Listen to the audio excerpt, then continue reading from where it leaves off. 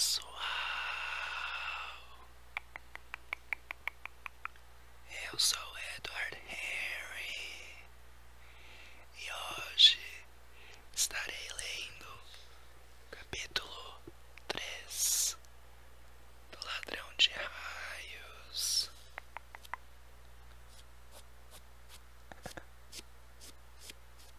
Eu adoro esse somzinho, não sei se dá pra ouvir.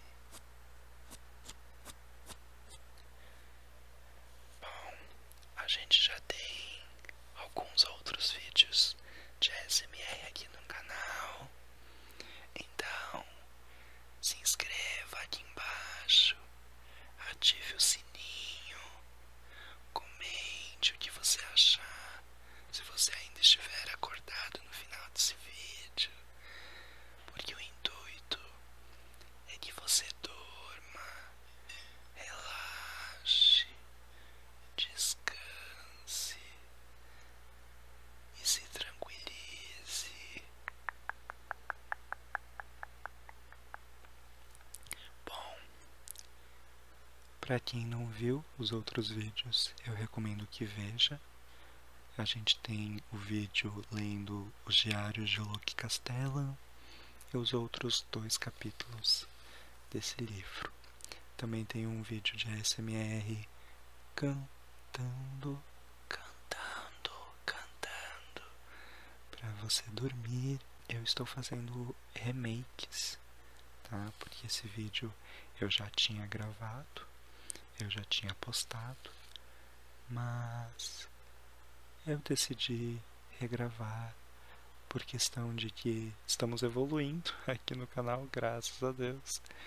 E temos esse microfone aqui, que na época, eu não lembro em qual capítulo que eu estava lendo, nos primeiros assim capítulos, eu não tinha esse microfone, e agora eu tenho. E agora eu decidi deixar todos os vídeos na mesma qualidade, para não te prejudicar caso você queira fazer uma playlist de vídeos de eu lendo esse livro inteiro para você dormir, tá bom? Mas agora eu só peço que você relaxe e fique tranquilo.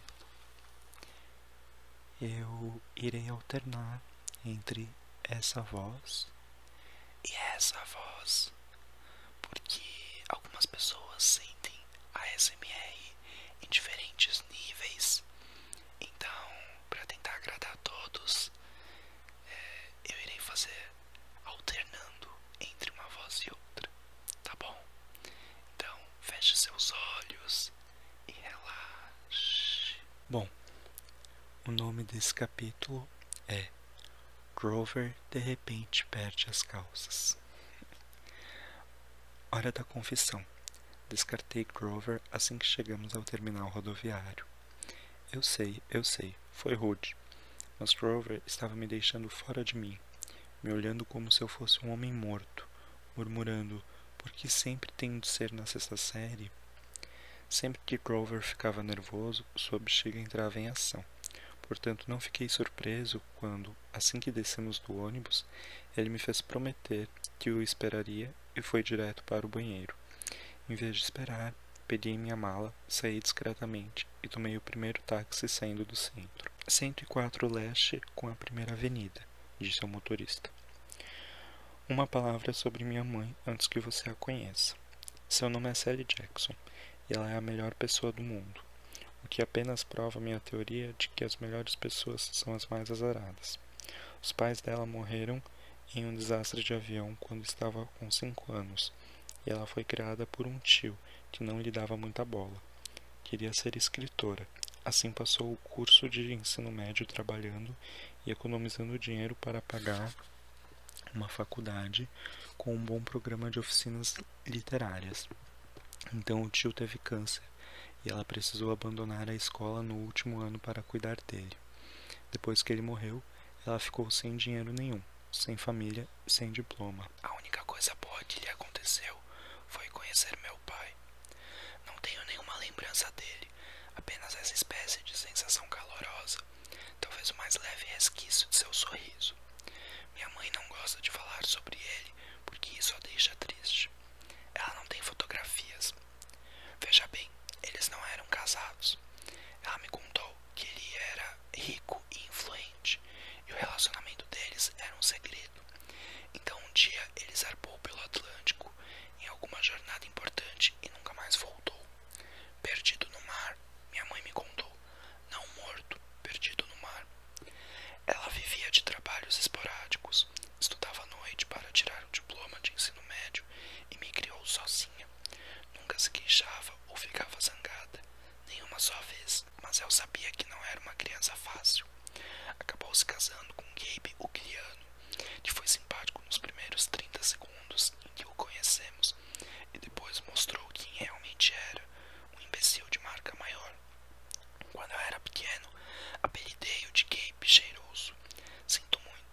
Mas é a verdade. O cara fedia pizza de alho embolorada, enrolada num calção de ginástica. E nosso fogo cruzado tornávamos a vida da minha mãe bem difícil. O modo como Gabe cheiroso a tratava, o jeito como ele e eu nos relacionávamos. Bem, um bom exemplo é minha chegada em casa. Entrei em nosso pequeno apartamento esperando que minha mãe já tivesse voltado do trabalho. Em vez disso, Gabe cheiroso estava na sala de estar jogando pôquer com seus cupinchas. Na televisão, o canal de esportes estava no volume máximo. Havia batatinhas e latas de cerveja espalhadas pelo tapete.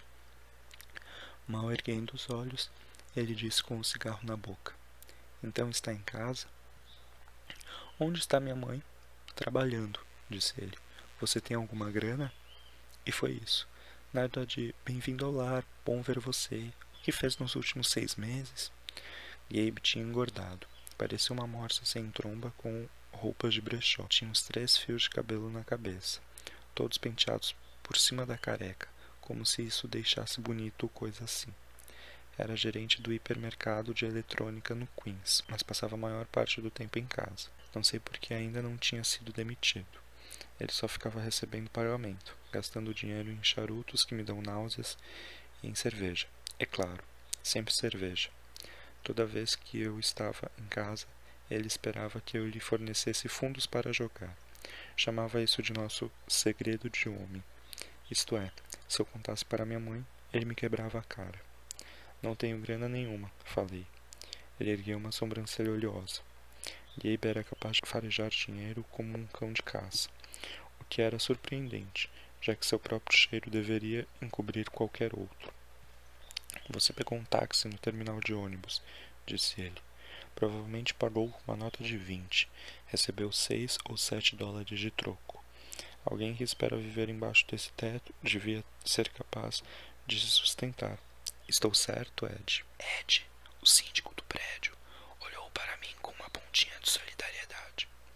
Vamos, Gabe, disse ele. O garoto acabou de chegar. Estou certo, repetiu Gabe. Ed fez uma careta para sua tigela de pretzels. Os outros 2 caras soltaram juntos seus gases. Tudo bem, disse eu. Tirei um maço de dólares do bolso e joguei o dinheiro em cima da mesa. Tomara que você perca.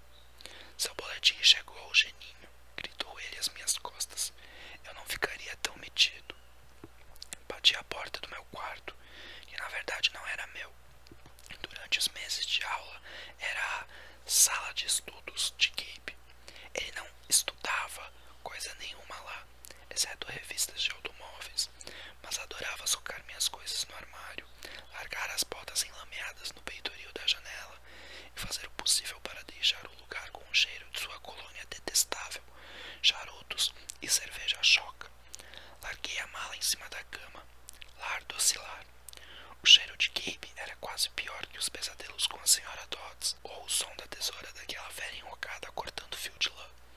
Mas assim que pensei naquilo, minhas pernas bambearam. Lembrei-me da expressão de pânico de Grover, como ele me fizera prometer que não iria para casa sem ele.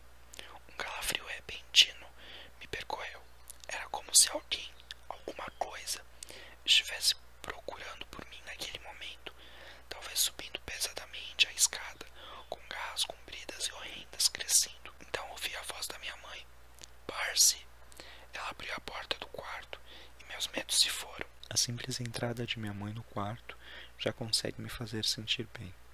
Seus olhos brilham e mudam de cor com a luz. O sorriso é quente como uma manta. Ela tem alguns poucos fios grisalhos misturados com uns longos cabelos castanhos, mas nunca penso nela como uma pessoa velha. Quando me olha, é como se estivesse vendo todas as coisas boas em mim, nenhuma das ruins. Nunca a ouvi levantar a voz ou dizer uma palavra indelicada para ninguém, nem mesmo para mim ou Gabe. Ah, Percy, ela me abraçou apertado. Eu não acredito, você cresceu desde o Natal. O uniforme vermelho, branco e azul da Doce América tinha o cheiro das melhores coisas do mundo, chocolate, alcaçuz e tudo mais que ela vendia na doceria da grande estação central. Tinha levado para mim um belo saco de amostras grátis, como sempre fazia quando eu ia para casa. Sentamos juntos na beirada da cama. Enquanto eu atacava os doces de mirtilo, ela passava a mão no meu cabelo e queria saber tudo o que eu não havia escrito nas cartas. Nada mencionou sobre o fato de eu ter sido expulso. Não parecia importar com isso. Mas eu estava ok? Seu menininho estava bem? Eu disse a ela que estava me sufocando. Pedi que desse um tempo e tal. Mas, secretamente, estava feliz demais em vê-la. Do outro cômodo, Gabe berrou. Ei, Sally, que tal um pouco de pasta de feijão, hein? E eu rangi os dentes. Minha mãe é a mulher mais gentil do mundo. Devia ter se casado com um milionário, não com um imbecil como Gabe.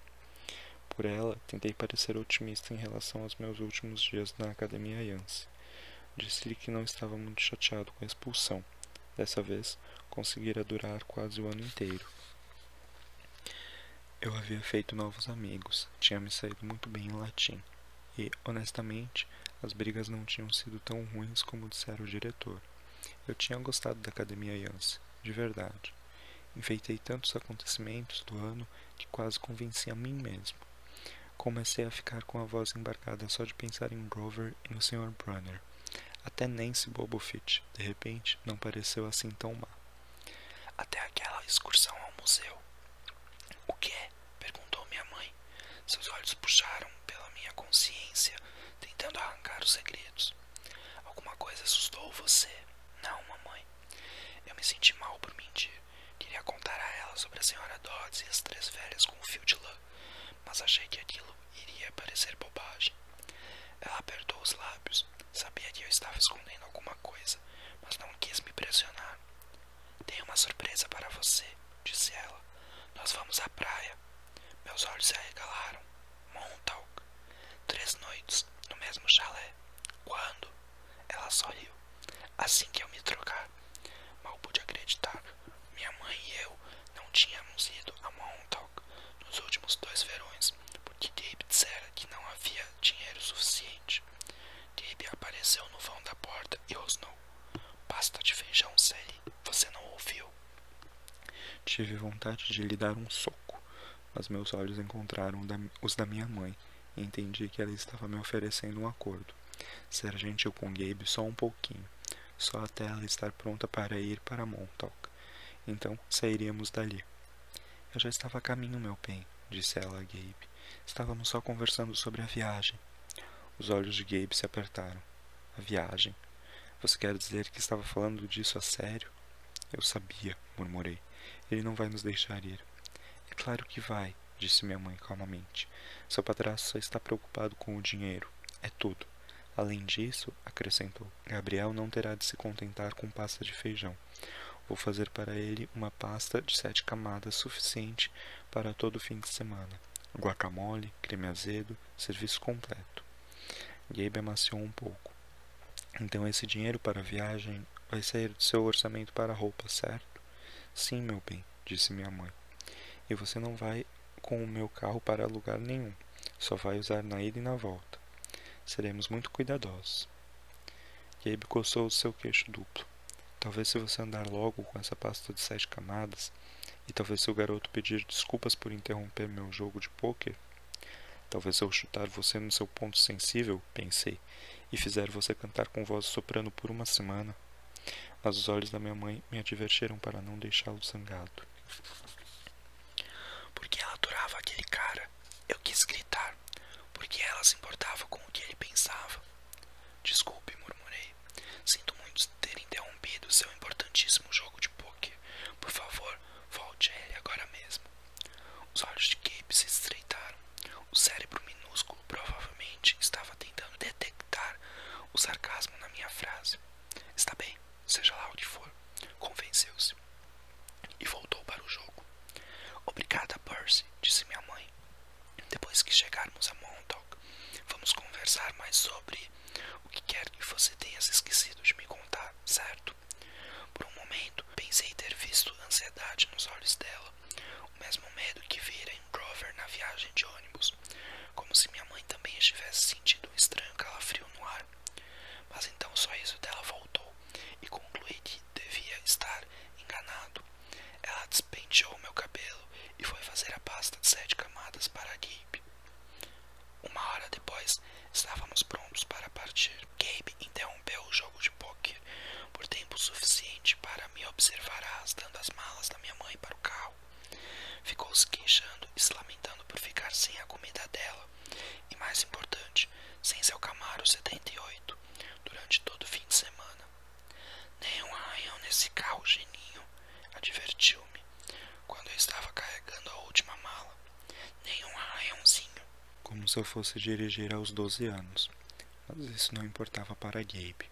Se alguma gaivota fizesse cocô na pintura, ele arranjaria um jeito de me culpar. Observando-o voltar em seu passo desajeitado para o prédio, fiquei tão zangado que fiz uma coisa que não consigo explicar. Quando Gabe chegou à porta de entrada, fiz um gesto com a mão que tinha visto Grover fazer no ônibus, uma espécie de gesto para afastar o mal.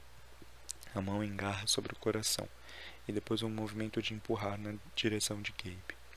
A porta de tela bateu tão forte que o acertou no traseiro e o mandou voando até a escada, como se tivesse sido disparado por um canhão.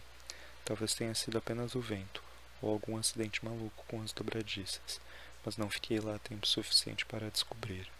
Entrei no Camaro e disse para minha mãe pisar fundo. Pessoal, começou a chover aqui. Eu espero que não esteja atrapalhando no áudio. E se o áudio estiver captando, eu espero que esteja sendo relaxante para você. Eu tô tentando ver se o tempo tá muito fechado, mas eu não consigo. Então, eu espero que seja rápida essa chuva e que não esteja atrapalhando você, tá bom?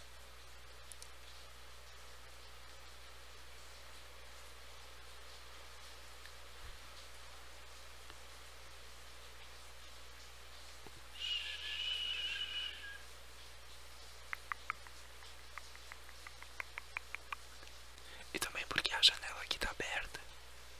Então se começar a chover eu tenho que chamar alguém pra fechar. Bom, por enquanto tá uma chuvinha suave. Se apertar, eu chamo alguém. Vamos continuar então, pra não nos demorarmos muito. Nosso chalé alugado ficava na margem sul, lá na ponta de Long Island. Era uma pequena cabana de cor clara com cortinas desbotadas, quase enterrada nas dunas. Havia sempre areia nos lençóis e aranha nos armários, e na maior parte do tempo o mar estava gelado demais para nadar. Eu adorava o lugar. Íamos para lá desde que eu era bebê. Minha mãe ia ainda havia mais tempo. Ela nunca me disse exatamente, mas eu sabia porque a praia era especial. Era o lugar onde conhecera meu pai. À medida que nos aproximávamos de Montauk, ela parecia ir ficando mais jovem, os anos de preocupação e trabalho desaparecendo do rosto. Os olhos ficavam da cor do mar. Chegamos lá ao pôr do sol. Abrimos todas as janelas do chalé e passamos por nossa rotina de limpeza. Caminhamos pela praia, demos salgadinhos de milho às gaivotas e mascamos jujubas azuis, caramelos azuis e todas as outras amostras grátis que minha mãe levara ao trabalho. Acho que eu devia explicar a comida azul. Veja bem, Gabe uma vez disse a minha mãe que isso não existia. Eles tiveram uma discussão que parece uma coisinha de nada na época, mas desde então minha mãe fez tudo o que era possível comer em azul. Ela assava bolos de aniversário azuis, batia vitaminas com mirtilos azuis, comprava tortilhas de milho azul e levava para casa balas azuis da loja. Isso, junto com o fato de conservar o nome de solteira, Jackson, em vez de se chamar Senhora Uguiano, era a prova de que ela não tinha sido totalmente tomada por Gabe. Tinha uma inclinação para a rebeldia, como eu. assamos cachorro-quente e marshmallows. Minha mãe contou histórias sobre quando ela era criança, antes de os pais morrerem no acidente de avião. Contou-me sobre os livros que queria escrever um dia quando tivesse dinheiro suficiente para largar a doceria. Finalmente, reuni coragem para perguntar sobre o que sempre me vinha à cabeça quando íamos para Montauk. Meu pai. Os olhos dela ficaram cheios d'água. Imaginei que iria me contar as mesmas coisas sempre, mas nunca me cansava de ouvi-las. Ele era gentil, Percy, disse ela. Alto, bonito e forte, mas gentil também. Você tem o cabelo preto dele, você sabe, e os olhos verdes. Mamãe pescou uma jujuba azul do saco de doces. Gostaria que pudesse vê-lo, Percy. Ficaria muito orgulhoso. Eu me perguntei como ela podia dizer aquilo. O que havia de tão bom a meu respeito? Um menino disléxico, hiperativo, com um boletim demais, expulso da escola pela 6ª vez em 6 anos. Que idade eu tinha? Perguntei. Quer dizer, quando ele se foi? Ela olhou para as chamas. Ele só ficou comigo por um verão, Percy. Bem aqui nessa praia, nesse chalé. Mas ele me conheceu quando eu era bebê. Não, meu bem. Ele sabia que eu estava esperando um bebê, mas nunca o viu. Teve de partir antes de você nascer. Tentei conciliar isso com o fato de que eu parecia me lembrar de alguma coisa sobre meu pai. Uma sensação calorosa, um sorriso. Sempre presumira que ele havia me visto quando bebê. Minha mãe nunca dissera exatamente isso, mas ainda assim eu achava que tinha acontecido. Saber agora que ele nunca me viu... Fiquei com raiva de meu pai. Talvez fosse uma bobagem, mas eu me ressenti por ele ter partido naquela viagem oceânica, por não ter tido coragem para se casar com minha mãe. Ele nos deixara, e agora estávamos presos ao Gabe cheiroso. Você vai me mandar embora de novo? Perguntei a ela. Para outro internato? Ela puxou um marshmallow do fogo. Eu não sei, meu bem. Sua voz soou muito séria. Acho que teremos de fazer alguma coisa. Por que você não quer me ver por perto? Eu me arrependi das palavras assim que elas saíram. Os olhos da minha mãe ficaram marejados. Ela pegou minha mão e apertou com força. Ah, Percy, não. Eu preciso, meu bem. Para o seu próprio bem. Eu tenho de mandar você para longe. Suas palavras me lembraram o que o Sr. Brunner tinha dito, que era melhor para mim deixar Yancy. Porque eu não sou normal, disse eu. Você diz isso como se fosse uma coisa ruim, Percy, mas não se dá conta do quanto você é importante. Pensei que Yancy seria bastante longe. Pensei que você finalmente estaria em segurança. Em segurança por quê? Os olhos dela encontraram os meus e me veio uma enxurrada de lembranças. Todas as coisas esquisitas, assustadoras, que sempre me aconteciam, algumas que eu tentara esquecer. Na 3ª série, um homem de capa de chuva preta me seguiu no recreio. Quando os professores ameaçaram chamar a polícia, ele foi embora resmungando, mas ninguém acreditou em mim quando contei que, embaixo do chapéu de aba larga, o homem tinha um olho só, bem no meio da cabeça. Antes disso, uma lembrança realmente antiga. Eu estava na pré-escola e uma professora acidentalmente me pôs para dormir em um berço para dentro do qual uma cobra se arrastara. Minha mãe gritou quando foi me buscar e me encontrou brincando com uma cobra flácida cheia de escamas, que eu, de algum modo, conseguira estrangular até a morte com minhas mãos gorduchas de bebê. Em cada uma das escolas, algo de horripilante acontecera, algo perigoso, e eu fui forçado a sair. Eu sabia que devia contar à minha mãe sobre as velhas na banca de frutas e a senhora Dodds no Museu de Arte, sobre a estranha alucinação em que eu havia transformado a professora de matemática em pó com uma espada. Mas eu não consegui me forçar a contar. Tinha a sensação esquisita de que a notícia iria acabar com a nossa viagem a Montauk, e isso eu não queria. Tentei manter você tão perto de mim quanto pude, falou minha mãe. Eles me disseram que isso era um erro, mas só havia uma outra opção, Percy.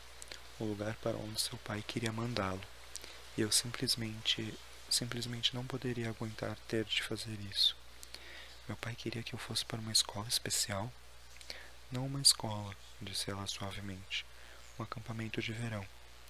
Minha cabeça estava girando. Por que meu pai, que nem sequer ficara por perto tempo suficiente para me ver nascer, teria falado com minha mãe sobre um acampamento de verão? E, se isso era tão importante, por que ela nunca mencionara antes? Desculpe, Percy, continuou ela ao ver a expressão em meus olhos, mas não posso falar sobre isso. Eu não podia mandar você para aquele lugar. Significaria dizer adeus a você para sempre. Para sempre? Mas se é apenas um acampamento de verão... Ela se voltou para o fogo. Eu percebi pela sua expressão que, se fizesse mais perguntas, ela começaria a chorar. Naquela noite, eu tive um sonho muito real. Havia uma tempestade na praia, e dois belos animais, um cavalo branco e uma águia dourada, estavam tentando matar um ao outro à beira-mar. A águia mergulhou e fez um talho no focinho do cavalo com suas garras enormes. O cavalo empinou e escoiceou as asas da águia. Enquanto eles lutavam, o chão retumbou e uma voz monstruosa riu em algum lugar embaixo da terra, incitando os animais a lutarem mais arduamente. Corri até eles, sabendo que tinha de impedir que se matassem, mas eu corri em câmera lenta. Sabia que iria chegar tarde demais. Vi a águia mergulhar o bico apontado para os grandes olhos do cavalo e gritei: "Não!" Acordei assustado. Do lado de fora havia realmente uma tempestade, do tipo de tempestade que racha árvores e derruba casas. Não havia nenhum cavalo nem águia na praia, somente relâmpagos que criavam uma falsa luz do dia e ondas de 6 metros golpeando as dunas como artilharia. Com o trovão seguinte, minha mãe acordou. Ela sentou na cama, os olhos arregalados, e disse: "Furacão." Eu sabia que aquilo era loucura. Nunca houve furacões em Long Island tão cedo no verão, mas o oceano parecia ter esquecido disso. Por cima dos rugidos do vento, houve um bramido distante, um som furioso, torturado, que fez meus cabelos se arrepiarem. Depois, um ruído muito mais próximo, como de malhos na areia. Uma voz desesperada, alguém gritando, esmurrando a porta do nosso chalé. Minha mãe pulou da cama de camisola e abriu a porta de um safanão.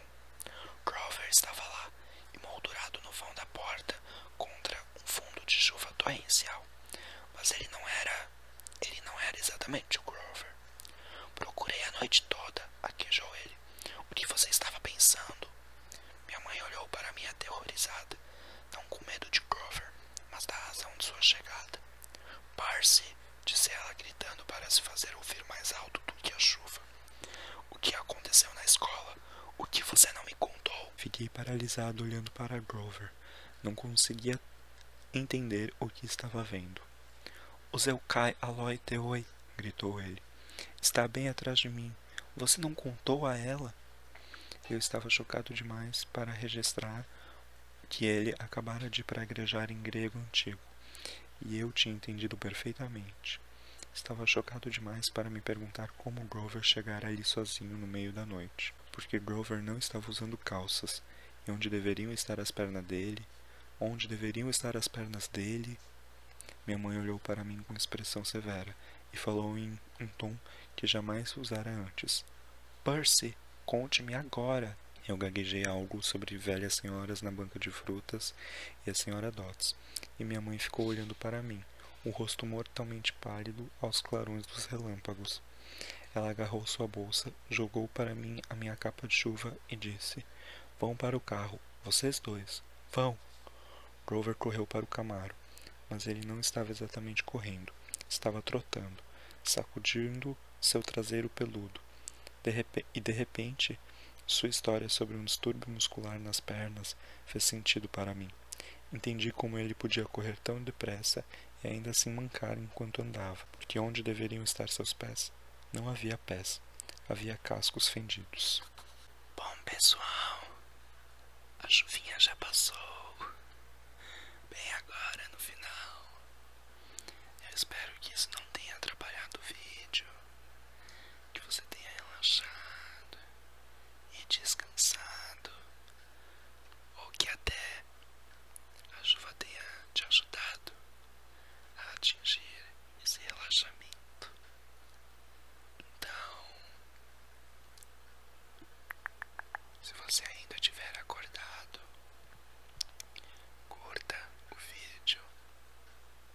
sorte.